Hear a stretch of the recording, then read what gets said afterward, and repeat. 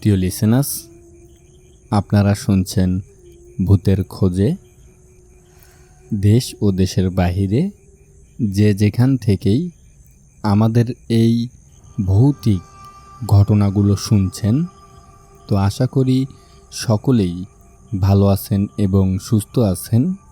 প্রিয় লিসেনার্স, আমি অভি আছি আপনাদের সাথে। যারা ভয় পেতে ভালোবাসেন এবং মানুষের সাথে ঘটে যাওয়া বিভিন্ন ধরনের ভৌতিক ঘটনাগুলো শুনতে ভালোবাসেন, তারা অবশ্যই ভূতের খোঁজে ইউটিউব চ্যানেলটি সাবস্ক্রাইব করে রাখতে পারেন। প্রিয় লিসেনার্স, আজকে যে প্রথম ঘটনাটি আমি আপনাদের সাথে শেয়ার করতে যাচ্ছি, এই ঘটনাটি আমাদের সাথে শেয়ার করেছেন মাহমুদ ভাই, এবং মাহমুদ ভাইয়ের সাথে ঘটে যাওয়া এই ঘটনাটি মূলত ঘটে যাওয়া একটি ভুতুরে রাস্তাকে কেন্দ্র করে। প্রিয় লিসেনার্স, আশা করি এই ঘটনাটি আপনাদের ভালো লাগবে এবং এই ঘটনাটি শুনে আপনারা কিছুটা পরিমাণ হলেও ভয় পাবেন। তো বেশি কথা না বলি, সরাসরি ঘটনায় চলে যাই। প্রিয় লিসেনার্স, এই ঘটনাটি মাহমুদ ভাইয়ের সাথে ঘটে গিয়েছিল আজ থেকে প্রায় 9 বছর আগে। তখন মাহমুদ ভাইয়ের বয়স 17 থেকে 18 বছর। তো এই রকম বয়সে মাহমুদ ভাইয়ের সাথে এই ঘটনাটি ঘটে গিয়েছিল। প্রিয় লিসেনার্স, যখন মাহমুদ ভাইয়ের সাথে এই ঘটনাটি ঘটে, তখন মাহমুদ ভাইয়ের প্রচণ্ড ছবি দেখার নেশা ছিল। তিনি প্রত্যেক সপ্তাহে বা নতুন নতুন ছবি যখন রিলিজ হতো, তিনি হলে গিয়ে ছবিগুলো দেখত এবং হলের ভিতরে ছবি দেখার তার প্রচণ্ড একটা নেশা ছিল সেই সময়। যাই হোক, তো হলে নতুন একটা ছবি চলতেছিল, সেই ছবিটা মাহমুদ ভাই দেখেনি। তো মাহমুদ ভাই ভাবে যে আমি এই ছবিটাও দেখব হলে গিয়ে। তো যেইভাবে সেই কাজ, মাহমুদ ভাই তার মাকে বলে হলে ছবি দেখার জন্য বাড়ি থেকে বের হয়ে যায়। তো মাহমুদ ভাইয়ের মা তখন মাহমুদ ভাইকে বলে, যেহেতু তুই শহরে যাচ্ছিস, তাহলে টাকা নিয়ে যা, আমার জন্য কিছু মুড়ি কিনে নিয়ে আসিস। তো মাহমুদ ভাই বলে যে ঠিক আছে, তুমি টাকা দাও, আমি তোমার জন্য বাজার থেকে মুড়ি কিনে নিয়ে আসব। তো মাহমুদ ভাই তার মার কাছ থেকে কিছু টাকা নিয়ে তো তিনি হলের উদ্দেশ্যে রওনা হয়। তো তাদের বাড়ি থেকে তাদের ওই হলের দূরত্ব ছিল প্রায় 8 থেকে 10 কিলোমিটার, এতটাই দূরত্ব ছিল। তো সেই সময় তো এরকম কোনো গাড়ি ঘোড়া পাওয়া যেত না। যাই হোক, যাওয়ার সময় মাহমুদ ভাই যেভাবে হোক তো হলে গিয়ে পৌঁছায়। তখন সন্ধ্যা 6টার একটা শো ছিল, মানে সন্ধ্যা 6টা বাজে ঢুকে তিনি দেখতে পারবে। মাহমুদ ভাই সন্ধ্যা 6টার টিকিট কেটে তো তিনি হলের ভিতরে প্রবেশ করে। যাই হোক, হলের ভিতরে প্রবেশ করে তিনি তার মতো করে ওই ছবি দেখে, যে ছবি দেখার জন্য মাহমুদ ভাই হলে গিয়েছিল। তো একসময় ছবি শেষ হয়ে যায় এবং মাহমুদ ভাই হল থেকে বের হয়। তখন প্রায় রাত 10টার মতো বাজে। আর গ্রামে তো রাত 10টা মানে অনেক রাত, আপনারা হয়তো বুঝতেই পাচ্ছেন। যাই হোক, মাহমুদ ভাই ছবি দেখে বের হয়ে তো মাহমুদ ভাই ভাবে যে যাই হোক, আমার মা বলেছিল আমাকে মুড়ি নেওয়ার জন্য, তো আমি এখান থেকে মুড়িটা কিনে একবারেই বাড়িতে চলে যাই। তো তাদের যে গ্রামের বাজার, ওখানে দোকানপাট খোলা নাও থাকতে পারে, সেই কারণে মাহমুদ ভাই ভাবে তো হলের পাশে অনেক দোকানপাট খোলা ছিল, সেখান থেকেই তিনি তার মার জন্য মুড়ি নিয়ে বাড়িতে যাবেন। তো এক পর্যায়ে মাহমুদ ভাই তার মার জন্য কিছু মুড়ি কেনে। মুড়ি কেনার পর মাহমুদ ভাই ভাবে যে এখন বাড়িতে চলে যাই। তখন প্রায় 10:30 11টার মতো বেজে গেছে। তো মাহমুদ ভাই দেখে যে আশেপাশে কোনো গাড়ি ঘোড়া নেই। তো তো কোনো কিচ্ছুই নেই, একদম ফাঁকা ফাঁকা অবস্থা। একটা গাড়ি আসতেছে কিন্তু চলে যাচ্ছে, লোকজন দিয়ে গাড়ির ভিতর ভরা, ওখানে উঠতে পারবে না, এরকম একটা পরিস্থিতি সেখানে। যাই হোক, এক পর্যায়ে মাহমুদ ভাই একটা গাড়ি পায়। তো ওই গাড়িটা মাহমুদ ভাই যে বাজারে যাবে, তো ওই বাজার পর্যন্ত ওই গাড়িটা যাবে না। যাই হোক, মাহমুদ ভাই যাবে শ্যামপুর নামে একটি জায়গায়, এবং যে গাড়িটা মাহমুদ ভাই পেয়েছিল, তো এই গাড়িটা যাবে চৌরঙ্গি বাজার পর্যন্ত। তো ওই চৌরঙ্গি বাজার থেকে মাহমুদ ভাইদের বাড়ির দূরত্ব প্রায় 3 থেকে 4 কিলোমিটার দূরে। তো ওখান পর্যন্ত ওই গাড়িটা যাবে। আর মাহমুদ ভাই তখন ভাবে যে যাই হোক, চৌরঙ্গি বাজার পর্যন্ত গেলে আমি ওই দিক থেকে হেঁটে যেতে পারবো, কোনো সমস্যা হবে না, এরকম তিনি ভাবে। আর মাহমুদ ভাই কিন্তু একটু সাহসী লোক ছিল, ওই রকম জিন ভূত এগুলোর কথা তখন তিনি চিন্তা করে না। পরবর্তীতে মাহমুদ ভাই ওই গাড়িতে উঠে বসে। তো যতক্ষণ পর্যন্ত গাড়িতে ছিল তো কোনো সমস্যা হয়নি। মাহমুদ ভাই ওই চৌরঙ্গি বাজার পর্যন্ত যায়। চৌরঙ্গি বাজার পর্যন্ত যাওয়ার পর ওই গাড়ি থেকে নামার পর তিনি ভাড়া দিয়ে দেয়। তো ওই গাড়ি চলে যায়। ওখান থেকে এখন মাহমুদ ভাইদের বাড়িতে গেলে প্রায় 3 থেকে 4 কিলোমিটার রাস্তা হেঁটেই যেতে হবে। তো মাহমুদ ভাই যখন ওই চৌরঙ্গি বাজার গিয়ে নামে, তো তিনি আশেপাশে দেখে যে একটা পোকাও নেই, কোনো লোকজন নেই, কিচ্ছু নেই, একদম নীরব একটি বাজার, সব দোকানপাট বন্ধ। তো মাহমুদ ভাই ভাবে যে যাই হোক, এখান থেকে এখন পায়ে হেঁটে যেতে হবে। তো মাহমুদ ভাই তার বাড়ির উদ্দেশ্যে রওনা হয়। মূলত এখান থেকেই মাহমুদ ভাইয়ের সাথে এই ভয়ঙ্কর বা ভুতুড়ে ঘটনাগুলো ঘটা শুরু হয়। তো ওই চৌরঙ্গি বাজার থেকে প্রায় 2 থেকে 3 মিনিট হাঁটলে, পায়ে হেঁটে সামনে আসলে তো একটা পুকুর পড়ে। মানে পুকুর বলতে ওইটা একটা খালের মতো, ওখানে কেউ গোসল করে না বা কোনো কিছু ধোয় না, ওই পরিত্যক্ত একটা খাল, ওখানে কেউ কিছু ইউজ করে না। যাই হোক, ওই পরিত্যক্ত খালের কাছে যখন মাহমুদ ভাই আসে, তখন মাহমুদ ভাই দেখতে পারে যে রাস্তার সাথেই ওই খালটা ছিল। তো মাহমুদ ভাই রাস্তার পাশ দিয়ে যাচ্ছিল এবং হঠাৎ করেই তার চোখ যায় ওই খালের ওই পাশে। তো ওই পাশে চোখ যাওয়ার পর মাহমুদ ভাই দেখতে পারে যে 8 থেকে 10 ফুট এরকম একটি লম্বা লোক, তার পরনে সাদা জুব্বা বা হুজুর টাইপের যে লোকগুলো যেরকম জামা কাপড় পরে, তো এরকম একদম সাদা ধপধপে ড্রেস পরা এবং মাথায় পাগড়ি দেওয়া একটি লোক পুকুরের ওই পাশে তো পানির ভিতরে হাত পা ধুচ্ছে, এটা তিনি দেখতে পারে।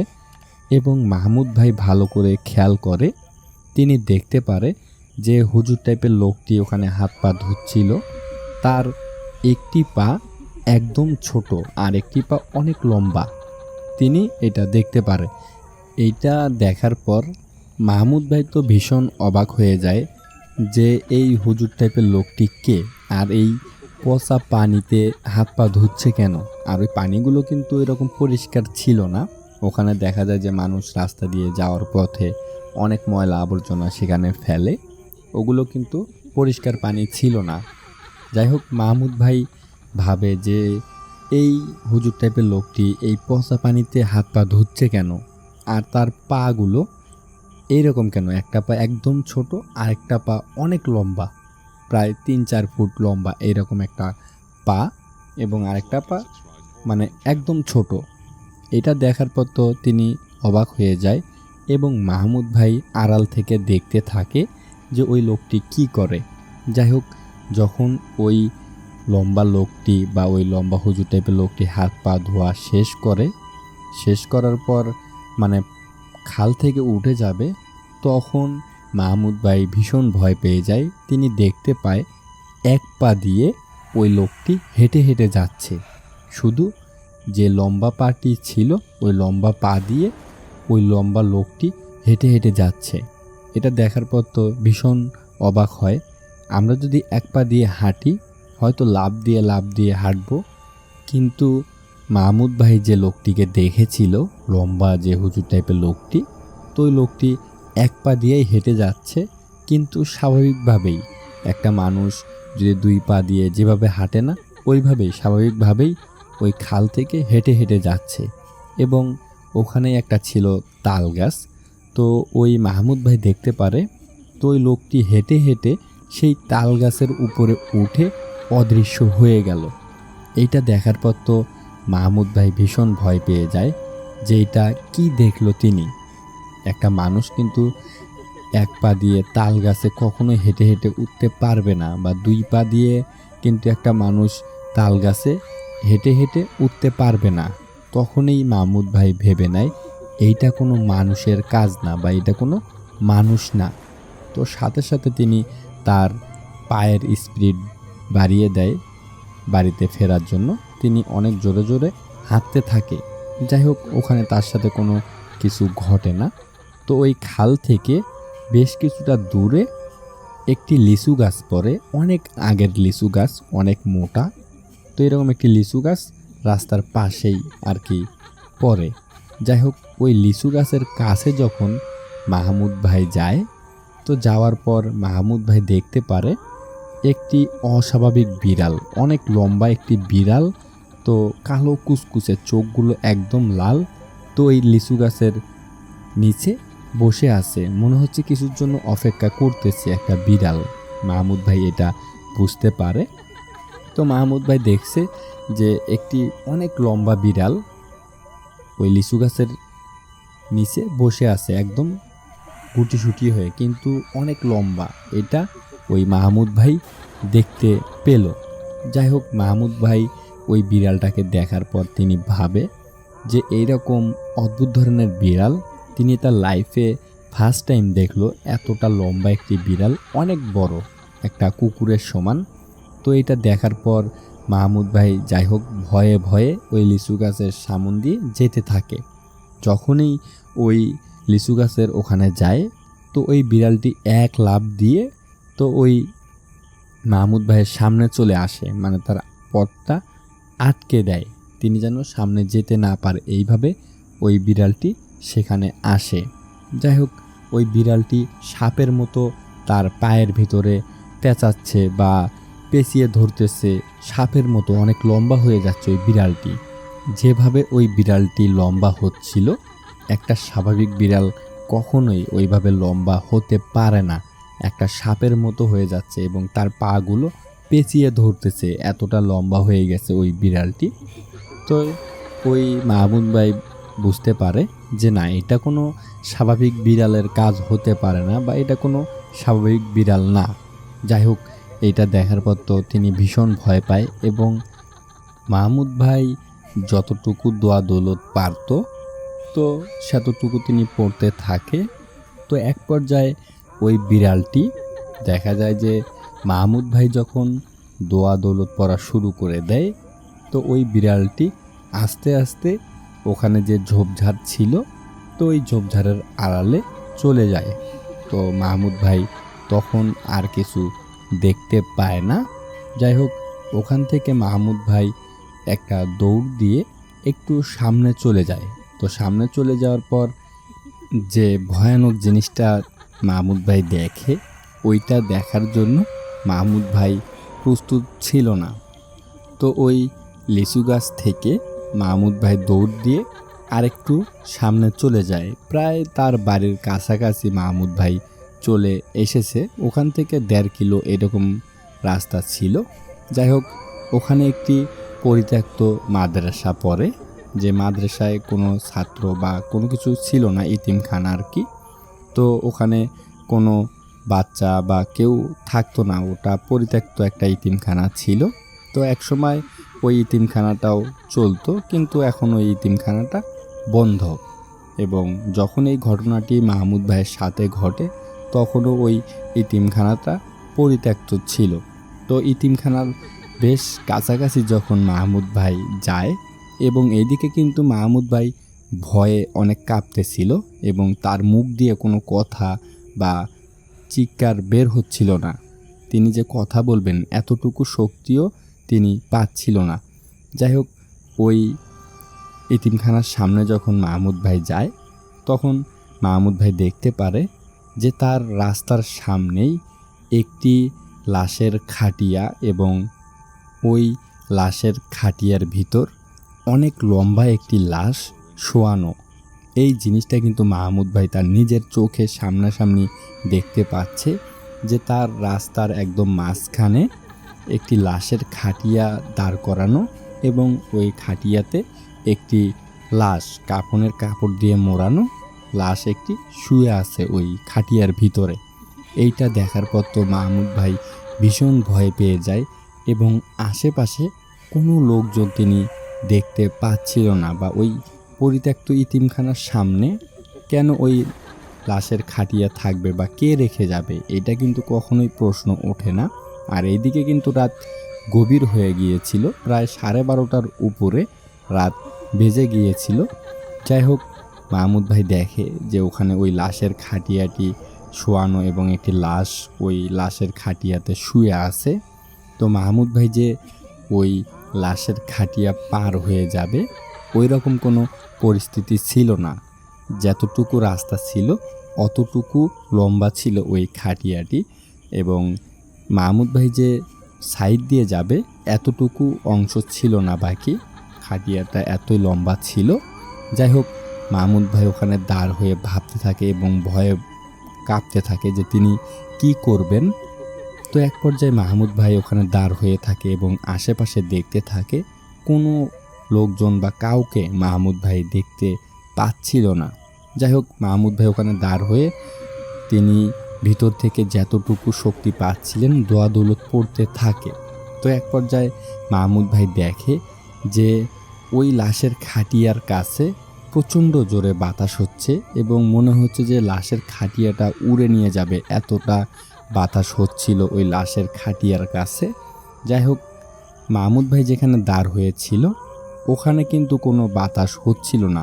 যদি বাতাস সত্যি হতো তাহলে কিন্তু মাহমুদ ভাইয়ের শরীরেও বাতাস লাগতো, কিন্তু মাহমুদ ভাইয়ের শরীরে কোনো প্রকার বাতাস লাগতেছিল না, শুধু ওই লাশের খাটিয়ার কাছেই বাতাস হচ্ছিল। এটা মাহমুদ ভাই বুঝতে পারে। আশেপাশে যে গাছগাছালি ছিল, গাছপালা ছিল, একটা পাতাও লড়তেছিল না। যদি বাতাস হতো ওই গাছগুলো দেখেও কিন্তু মাহমুদ ভাই বুঝতে পারত।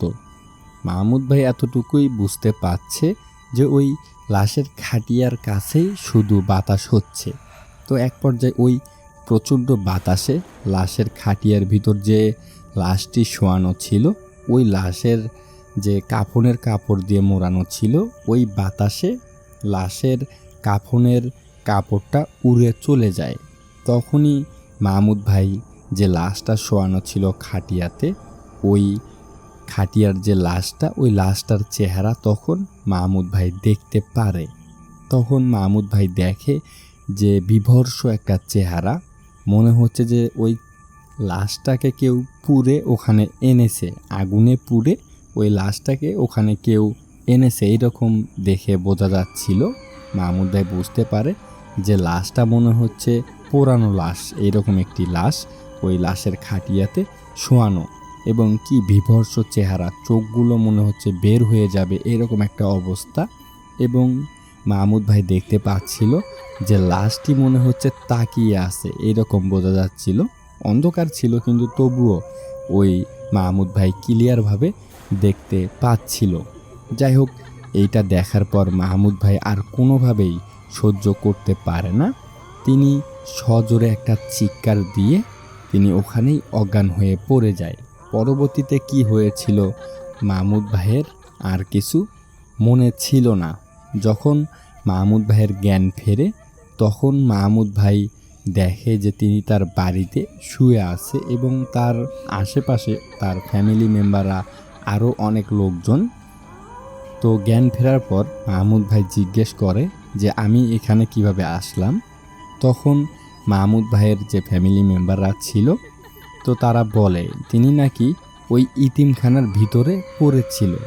মাহমুদ ভাইয়ের কিন্তু এতটুকু স্মরণ ছিল বা মনে ছিল তিনি রাস্তাতেই অজ্ঞান হয়ে গেছে, কিন্তু বাড়ির লোকজন বলছে যে তিনি নাকি ইতিমখানার ভিতরে গিয়ে অজ্ঞান হয়ে পড়েছিল বা ইতিমখানার ভিতরে অজ্ঞান হয়ে পড়েছিল, এটা আর কি তার ওই ফ্যামিলি মেম্বাররা বলেছিল।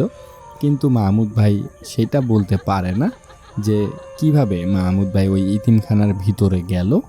যাই হোক, মাহমুদ ভাইয়ের যখন জ্ঞান ফেরে তখন মাহমুদ ভাই দেখতে পারে যে তার শরীরে প্রচণ্ড খামচির দাগ, মনে হচ্ছিল যে ধারালো নখ দিয়ে তার মাংসগুলো ছিঁড়ে নেওয়ার চেষ্টা করা হয়েছে। এইরকম ধারালো ধারালো আঙ্গুল দিয়ে তার মাংসের ভিতর খামচি দিয়েছে, এরকম বোঝা যাচ্ছিল এবং মাহমুদ ভাইয়ের শরীরে প্রচণ্ড ব্যথা ছিল। যাই হোক, পরবর্তীতে জ্ঞান ফেরার পর মাহমুদ ভাইয়ের যে ফ্যামিলি মেম্বাররা ছিল তারা মাহমুদ ভাইকে জিজ্ঞেস করে যে আসলে কি হয়েছিল। তখন মাহমুদ ভাই পুরো ঘটনা তাদেরকে খুলে বলে যে এরকম আসার পথে ওই রাস্তা দিয়ে আমার সাথে এই ঘটনাগুলো ঘটে গেছে। তো অনেকেই বিশ্বাস করেছিল এবং অনেকেই বিশ্বাস করেনি যে এরকম ঘটনা আজও হয় নাকি। প্রিয় লিসেনার্স, তো মাহমুদ ভাইদের যে রাস্তাটি ছিল, ওই শ্যামপুরের যে রাস্তাটি ছিল চৌরঙ্গি বাজার থেকে, ওই রাস্তাটি নাকি প্রচণ্ড একটি খারাপ রাস্তা। গভীর রাত্রেবেলা বা রাত্রেবেলা কেউ যদি একাই ওই চৌরঙ্গি বাজার থেকে বাড়িতে ফিরত ওই রাস্তা দিয়ে, তাদের সাথে না কোনো কিছু ঘটনা ঘটেই যেত। যতই সাহসী লোক হোক বা যতই অনেক কিছু জানুক না কেন, তবুও তাদের সাথে কিছু না কিছু ঘটনা ঘটে যেত। ওই ভুতুরে রাস্তা এতটাই খারাপ ছিল, আর গ্রামের সকলেই জানতো এবং ওই জায়গাটার নাম দিয়েছিল বা ওই রাস্তাটার নাম দিয়েছিল ভুতুরে রাস্তা। সকলেই নাকি তাদের গ্রামের ওই রাস্তাটিকে ভুতুরে রাস্তা নামেই চেনে। প্রিয় লিসেনার্স, পরবর্তীতে আর মাহমুদ ভাইয়ের সাথে কোনো ঘটনা ঘটেনি বা তিনি পরবর্তীতে ওই রকম রাত্রেবেলা ওই রাস্তা দিয়ে কখনোই আসেনি। এখন পর্যন্ত নাকি মাহমুদ ভাই ওই রাস্তা দিয়ে আসলে অনেক ভয় পায় বা তিনি কখনোই ওই রাস্তা দিয়ে আসার চেষ্টা করেনি। প্রিয় লিসেনার্স, তো এই ছিল ঘটনাটি। পরে মাহমুদ ভাইয়ের যে পারিবারিক যে লোকজন যারা ছিল সকলেই মাহমুদ ভাইকে একটি ইমাম সাহেবকে দেখায়। তো ইমাম সাহেব ঝাড়ফুঁক করে এবং পানি পড়া দেয়, সেগুলো খেয়ে পরবর্তীতে মাহমুদ ভাই সুস্থ হয়ে গিয়েছিল। প্রিয় লিসেনার্স, তো এই ছিল মাহমুদ ভাইয়ের পাঠানো ভুতুরে রাস্তার ঘটনাটি। আশা করি এই ঘটনাটি আপনাদের ভালো লেগেছে এবং এই ঘটনাটি বেশ ভয়ানক ঘটনা ছিল আমার জানা মতে, কারণ এইরকম ঘটনা আমরা খুব কম শুনে থাকি। প্রিয় লিসেনার্স, তো মাহমুদ ভাইকে অসংখ্য ধন্যবাদ যে তিনি তার সাথে ঘটে যাওয়া এত ভয়ঙ্কর একটি ঘটনা আমাদের সাথে শেয়ার করেছেন। প্রিয় লিসেনার্স, আশা করি মাহমুদ ভাইয়ের এই ঘটনাটি আপনাদের ভালো লেগেছে। যাই হোক, যারা মাহমুদ ভাইয়ের মতো আমাদের সাথেও ঘটনা শেয়ার করতে চান তারা কিন্তু অবশ্যই পারবেন আমাদের সাথে ঘটনা শেয়ার করতে। দুটি উপায়, এক হচ্ছে ইমো, হোয়াটসঅ্যাপ এবং আরেকটি হচ্ছে ইমেল করেও আপনারা আমাদের সাথে ঘটনা শেয়ার করতে পারবেন। তো আমাদের ইমো হোয়াটসঅ্যাপ নাম্বারটি হচ্ছে 01818193369 আর আমাদের ইমেল অ্যাড্রেসটি হচ্ছে bhuterkhoje893@gmail.com BHOOTERKHOJE893@gmail.com। তো এই দুটি উপায়ে আপনাদের সাথে ঘটে যাওয়া ঘটনাগুলো কিন্তু আমাদের সাথে শেয়ার করতে পারবেন।